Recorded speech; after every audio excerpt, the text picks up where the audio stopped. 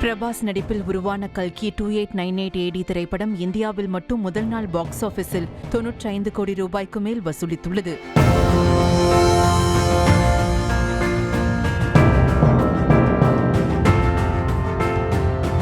பெரும் எதிர்பார்ப்புக்கு மத்தியில் வெளியான இப்படத்திற்கு ரசிகர்கள் மத்தியில் நல்ல வரவேற்பு கிடைத்துள்ளது. உலகளவில் இப்படம் 191 கோடி ரூபாய் வசூலித்துள்ளதாக பட தயாரிப்பு நிறுவனம் போஸ்டர் வெளியிட்டுள்ளது.